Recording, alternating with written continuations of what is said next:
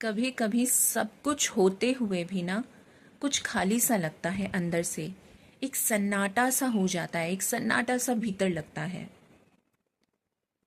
क्या आपके साथ भी ऐसा हुआ है कभी? क्या आपको भी ऐसा फील हुआ है? राधे राधे। मैं हूँ अनीता, आपके मन की सखी, और यहाँ इस चैनल पे हम बात करते हैं उन उलझनों के बारे में जो हमारे मन को अंदर से तोड़ देती है, जो हमें अंदर से तोड़ देती है। और आज हम ऐसे ही एक उलझन के बारे में समझेंगे जिसे हम कहते हैं चिंता, स्ट्रेस, एंग्जाइटी, डिप्रेशन। और एक कहानी के ज़रिए हम ये भी समझेंगे कि किस तरीके से रोशनी अंधेरों में भी वापस लाई जा सकती है। ज़रूर से इस वीडियो को अंत तक देखिए। छोटी छोटी बातें जब बहुत सालों से हम अंदर ही अंदर रखते जाते हैं, ओवरलैप करते जाते हैं, तब उससे डिप्रेशन एक दिन पैदा हो जाता है। ये जो सोशल मीडिया है, इसके दिखावे में आ जाना, सोशल मीडिया की चकाचौंध में आ जाना, और फिर इसको देखते हुए खुद को कंपेयर करना, खुद को छोटा समझना, खुद के बारे में ये सोचना कि मैं कहीं नहीं पहुंचा हूँ, कहीं नहीं पहुंची हूँ। एक ही थॉट बार बार लूप में चलना, एक ही चीज़ सोचना, मेरे से ये नहीं होगा, मैं इस लायक नहीं हूँ, मैं ठीक नहीं हूँ, मैं ऐसा नहीं कर सकता हूँ या कर सकती हूँ। एक ही तरीके का ये जो थॉट प्रोसेस है, ये जो लूप में थॉट चलता रहता है, इससे एंग्जाइटी बढ़ती है। हमेशा जो भी बातें हैं वो अपने अंदर ही अंदर सोचते रहना, बाहर किसी से ना कहना, शेयर नहीं करना, इससे एक अकेलापन महसूस होता है। इससे ऐसे लगता है कि आप स्ट्रांग नहीं हो। हाँ, आपको लगता है कि आप शेयर नहीं कर रहे हो लोगों के साथ तो आप बहुत स्ट्रांग हो, बट अगर आप शेयर करते नहीं हो तो वो उल्टा असर आपके मानसिकता पे डालता है। वो आपको अंदर से वीक बना रहा होता है। जिस दिन आपको ये समझ आ जाए, जिस दिन मन में ये चीज़ समझ आ जाए कि मुझे किसी के साथ अपनी प्रॉब्लम बतानी है, मुझे खुद को ठीक करना है, इस एक्सेप्टेंस को ही हम कहेंगे पहला कदम अपनी और अपने हीलिंग के तरफ, अपने आप को स्वस्थ करने के तरफ। मीरा की बात आप लोगों से शेयर करती हूँ। वो एक बहुत ही सक्सेसफुल ग्राफिक डिज़ाइनर थी। उसकी एज थी 34 ईयर्स। इतनी सक्सेसफुल थी वो। उसको क्या चीज़ की कमी हो सकती है? कई लोग सोचते हैं ना कि पैसों की कमी है, तो उसके नहीं थी। उसकी हेल्थ भी बहुत अच्छी थी, कोई भी प्रॉब्लम नहीं होती थी ऐसे कि वो बीमार पड़ जाए हमेशा। लेकिन फिर भी उसके मन में कोई एक चीज़ थी जो उसे बहुत ज़्यादा चिंता करने में मजबूर करती थी।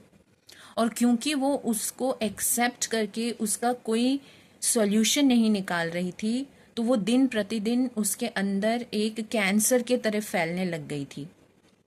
लिटरली कह रही हूँ। वो अपने ऑफिस जाती, ऑफिस से वापस से घर आती, किसी को कुछ नहीं पता चलता कि उसके अंदर क्या चल रहा है। घर आके अपना रोना करती, रोती, और वैसे ही चिंता में रह जाती। फिर वापस से वही दिनचर्या उसकी। दूसरे दिन, एक दिन सोशल मीडिया स्क्रॉल करते करते उसको एक यूट्यूब वीडियो मिला, और उसमें जो थंबनेल था उसमें लिखा हुआ था कि तुम ठीक हो जाओगी, तुम ठीक ही हो, बस तुमको एक स्टेप अपने तरफ लेना है, बस उतनी सी देरी है। उसने वो वीडियो देखा और उसके बाद में उसकी पूरी ज़िंदगी बदल गई। दूसरे दिन ही उसने एक योगा क्लास ज्वाइन की, छोटे छोटे स्टेप्स लेने शुरू किए। रात को सोने से पहले 5 मिनट डीप ब्रीदिंग करती, अपने आप से अंदरूनी वे से कनेक्ट करना शुरू कर दिया उसने। सुबह उठने लग गई जल्दी, योग को उसने अपना लिया, योगा करने लगी। जिस जिस चीज़ों में उसे अच्छा लगता, जैसे कि वो ऑफिस से आती तो वो 5 ऐसी चीज़ें लिखती जिससे आज उसको बहुत अच्छा फील हुआ। कभी अगर उसको कुछ प्रॉब्लम लगती या नेगेटिव थॉट्स आते, उसको भी वो लिख डालती और काट देती। एक्सेप्ट करना ज़रूरी है कि मुझे ठीक होना है। जैसे ही आप एक्सेप्ट करते हो, आधा से ज़्यादा आप ठीक हो जाते हो। आप एक्सेप्ट नहीं करोगे, आप रोगे नहीं लोगों के सामने या खुद के सामने भी, आप शेयर नहीं करोगे। और जब तक आप ये चीज़ एक्सेप्ट नहीं करोगे कि आपको हीलिंग की ज़रूरत है, तो आप और ज़्यादा गर्त में ही जाते जाओगे, और ज़्यादा गहराई में जाते जाओगे, जहाँ से निकल पाना उतना ही मुश्किल होगा। जिस समय भी आपको ऐसा लगता है या कोई भी परमात्मा से साइन मिलता है जैसे मीरा को मिला, आपको तुरंत एक्शन लेना चाहिए। तुरंत आपको ये होना चाहिए कि मुझे खुद को ठीक करना है। अब तो मीरा की ये बात आप सुनिए, वो खुद तो ठीक हो गई, 6 महीने उसको लगे, उसमें वो धीरे धीरे करके बिल्कुल हील होती गई। 6 महीनों के बाद में वो खुद का तो ख्याल रखती ही रखती थी, अपने साथ जो उसके दूसरे लोग थे जिनको भी ऐसी कोई प्रॉब्लम होती थी उनको भी वो हील करने लगी। तो एक बंदा मिल गया ना जो सोशली लोगों को ठीक कर सके। तो आप भी वैसे बंदे बनिए, आप भी वैसे इंसान बनिए जो पहले खुद को ठीक कर ले और फिर उसके बाद में दूसरों को, जो उसी प्रॉब्लम से, जिस प्रॉब्लम से आप जूझ रहे थे, अगर कोई आपको ऐसा दिखे तो उसको उस प्रॉब्लम से निकालने का ज़रिया बन जाए। यही परमात्मा की सेवा है, यही आपका कर्म है। ज़रूर से करिए। अगर आपका भी कोई अपना ऐसी किसी परिस्थिति में है और किसी चिंता, एंग्जाइटी या डिप्रेशन से गुजर रहे हैं, तो प्लीज़ चुप मत रहिए, उनकी हेल्प कीजिए। कमेंट सेक्शन में ज़रूर से लिखिए कि मैं इस अंधेरे से निकलना चाहती हूँ या चाहता हूँ। उसी पल से आपका एक स्टेप शुरू हो जाएगा, क्योंकि मैं हमेशा यहाँ पे हूँ आपकी मदद के लिए। मैं ज़रूर से आपके कमेंट का रिप्लाई दूंगी। हमेशा याद रखिए कि जो सुबह की शुरुआत होती है, दिन का उजाला हम देख पाते हैं, वो हमेशा एक गहरे अंधेरे के बाद, एक गहरी रात के बाद ही आता है, हमें देखने को मिलता है।